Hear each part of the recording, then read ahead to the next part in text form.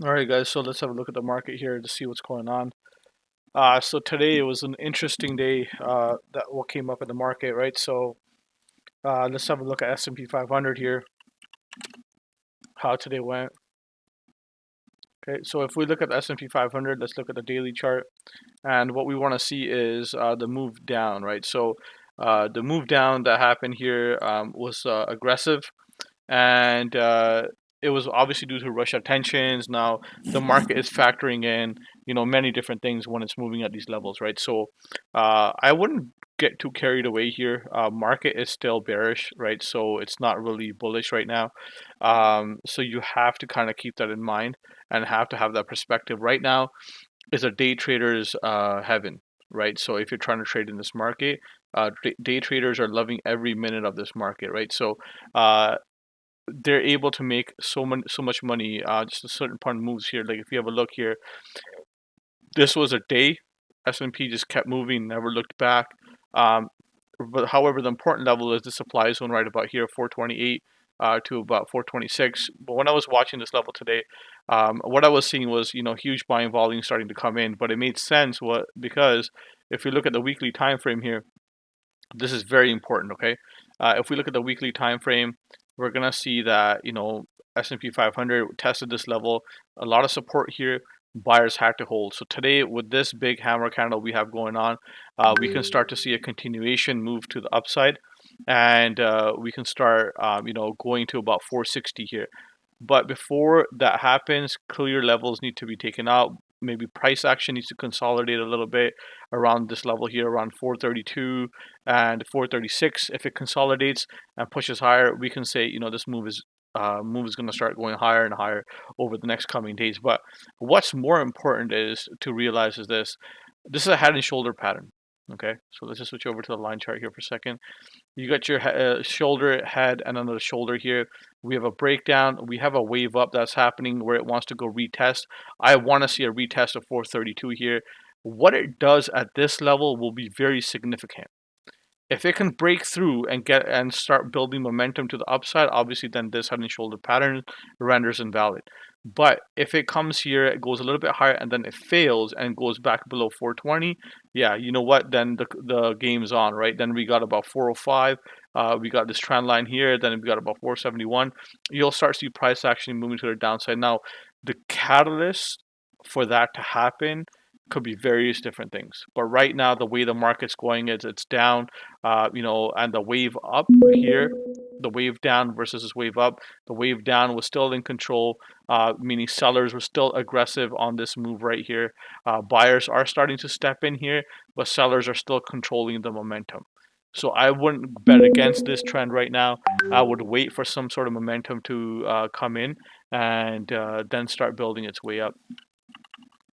So have a look at the triple Qs. Triple Qs overall, a nice move up here on the Qs from 329 all the way to 340. Huge move here. They needed to defend this level. We're back at previous resistance, which is great. So this is a supply area. Now we want to see if we can get above this. Right now, below it, we know Qs have support, right? So first support is right about here. And then the next big support I have on the Qs is 317 and this level right here, 310. So if we look at these zones and we just switch over back to our candlestick charts, we look at these levels. These are levels that are important. You can see how easily 317 was defended today by the buyers, right? But now this could be known as a term called a dead cat bounce. What a dead cat bounce is? Give me a second here. So what a dead cat bounce is? It's a bounce that it's just a bounce up and then the move down comes through, right? So we have to wait for momentum to build because if this is a dead cat bounce, this is going to trap a lot of bulls. This is going to trap a lot of people that decided to go long and not wait for a confirmation.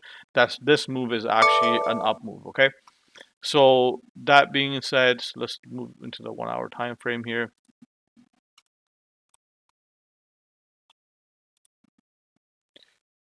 So if we look at that 1 hour time frame and we see what's going on about here, we see 342 level defended here so far. A lot of sellers in this zone. I don't want to bet against sellers, so this is where I come in and start looking at my volume profile as well. And I look at the 30-minute to 1 hour time frame, and I just like to see where there's a build, right? So you can start to see a pattern up here. There was a lot of consolidation, a lot of shares being distributed here, and that's where the move down came from, below these volume profiles, and it kept pushing to the downside, right? And the point of control kept dropping as well. I'm starting to see a tightness in the point of control. This is what I like here. And then I want to see if this continues on the upside, or does it fail here again, right? So we see there's a lot of shares traded in this area. We want to see how the price action does, right? Even today, we can see this tape is very, very thin, right? So you see there's not a lot of action here. Like this is wide here, wide here. This is a very thin move. So this is why I was saying today earlier, the dead cat bounce. We don't want this to be a dead cat bounce. If this is a dead cat bounce, it's not gonna go so well for all of us right now, especially if anyone went really, really long today and decided to buy the dip. You can see it's not going to work out. Very thin, right? So it's not going to work out, and it's not going to work out because anything happened. It's just this is a trap. It could be shorts covering. People were margin calls. We don't know yet, right? So before you take any kind of trade or you become solid in any way, you have to understand one thing.